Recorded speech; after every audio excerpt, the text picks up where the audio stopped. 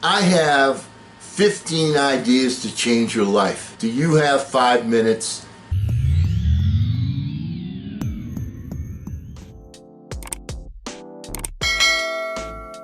Hello again, everyone. I'm Eli's dad with Project Eli, where we educate, lead, and inspire.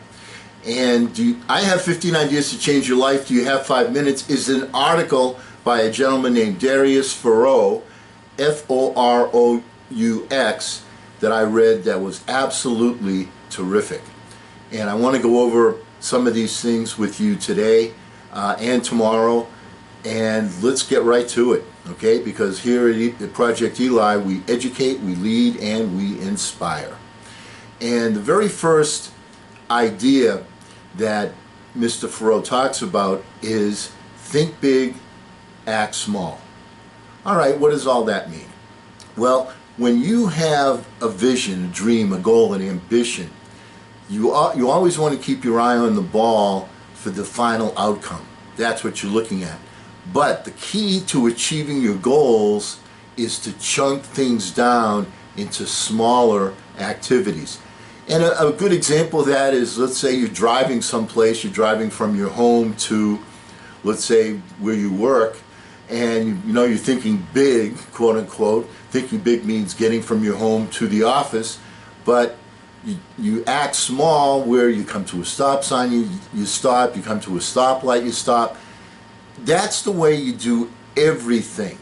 So when you have a burning desire, always keep that visualization of the end result in your mind so you can see it, so you can feel it, taste it, touch it, but at the same time, chunk it down into smaller bits and pieces and achieve those bits and pieces, and that will help you to get to your big goal. All right, so think big, act small. Second, problems are unanswered questions.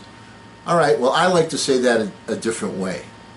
There's no such thing as a problem, there's only an unsolved opportunity. The key here is keeping a winning mindset. If you look at a problem as a barrier that you cannot overcome, it becomes a barrier that you can't overcome. But if you look at an issue as an unsolved opportunity and you figure out how to solve that unsolved opportunity, then you're going to become more of an achiever. And the people that are in the 5% group think that way. They think this is not a problem, it's an unsolved opportunity. How can I solve this unsolved opportunity? Or saying it differently, how can I get to my next starting line? That's the key, is to continually advance one starting line at a time. Number 3, build relationships on a firm foundation. One of the things that you want to do is to be your authentic self. And the key thing about relationships is that you want to be in a position where you can trust people to work with you and that they can trust you to work with them. And the only way that you can do that in a scenario where you're pursuing a worthy goal is to have a firm foundation for your relationship where you and the other people that are in your orbit that are working with you have a relationship that is trustworthy. Trust is a key element. Number 4, nothing is free. Absolutely. There's no such thing as a free lunch. What too many people today are focusing on with some of this new stuff is, want to manifest everything. You want to, visualize it, see it, feel it, taste it, touch it. That's a part of the success formula. However, the key thing is you must take action. If you're not taking action, then that is telling the universal partner, the infinite mind, that you're not dedicated, it's not such a burning desire. And if you want to receive help from the infinite mind, the universal partner, then in addition to seeing, feeling, tasting, touching your particular goal or ambition, your burning desire, you must take action to achieve it. And you're going to run into roadblocks. That's the way it is. That's how the game is played. But if you don't take action, that sends the wrong vibe up, and that will greatly deter your relationship with the infinite mind. So you must continuously be taking action to achieve your goal. You should be saying to yourself every day, what can I do today to advance my cause? And then you must take some action. Number 5, never be afraid of making decisions. Now we're talking about procrastination. Too many times people will find reasons, well, it's not the right time, the economy is not where it should be, you know, when things start to turn around, when this pandemic ends. I mean, there are so many different things that you can do to be Mr. Putofsky, all right, and you don't want to be Mr. Putofsky. What you want to do is you want to make a decision.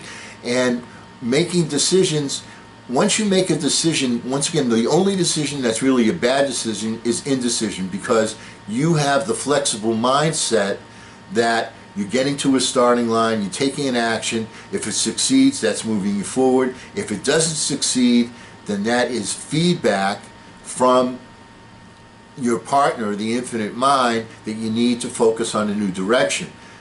But you must make a decision. Procrastinating just keeps you in limbo. You don't want to be in limbo. You always want to be moving forward. Number 6, decide to become a leader today. You know, too many people just want to be followers. And, you know, it's not something that, well, when you look at the numbers, it doesn't make sense, you know, because we know that 95% of the people are unsuccessful, 5% are successful, only 1 out of 20 is able to reach the promised land. Well, if you want to reach the promised land, then you have to do things that the crowd is not doing. Otherwise, you are the crowd. And if you're doing things that the crowd's not doing, that makes you a leader. But keep in mind that leadership is not something where you're able to forcefully say to people, hey, do this, you know, because you've been given the authority at work. But what leadership is the capability of getting people to want to follow behind you. So that means expressing your idea, getting people to want what you want because they want it also. That is leadership. Number 7, productivity yields results. You know, too many times people have the attitude that I'm going to do this, I'm going to do that, I'm going to do this, I'm going to do that. And then when they look down at the ground and see what's happened, all they see is a pile of doo-doo. We don't measure success by the amount of activity, the amount of time you put in. Success is measured by results. So you've got to get out of the hourly mentality of, well, I'm putting in an hour, I'm putting in 2 hours, I'm putting in 8 hours, whatever. Get out of that mentality and start focusing on productivity. Your people that are achievers don't look at the clock. What they do look at is to see things where they have made progress. So your time clock, your time card should actually be reading what progress did you make. So people do not judge you based upon the time and effort you put in. They judge you on your productivity.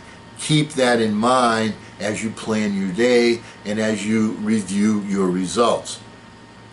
And number 8, we're going to stop at number 8 today. See yourself as a salesperson. You know, one of the things that my main mentor, Bob Anderson, taught me was, you know, Eli's dad, everything is a sales job. And that's really so true. When you're trying to promote an idea, it's a sales job. When you're trying to make a new friend, it's a sales job.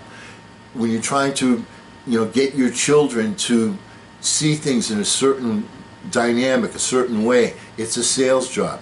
So keep in mind that everything that you do reflects on your ability to be persuasive. And being persuasive means being a salesperson. So start learning the skills of what it takes to be a successful salesperson. All right, so today we've covered 8 of the 15 ideas given to us by Darius Farrow from his very outstanding article. I want to give a great shout out to Darius Farrow. And next time we will go over the final 7. And because we will never end a meeting on a philosophical note, thanks for your time. Let's get out there and charge! I'm Eli's dad.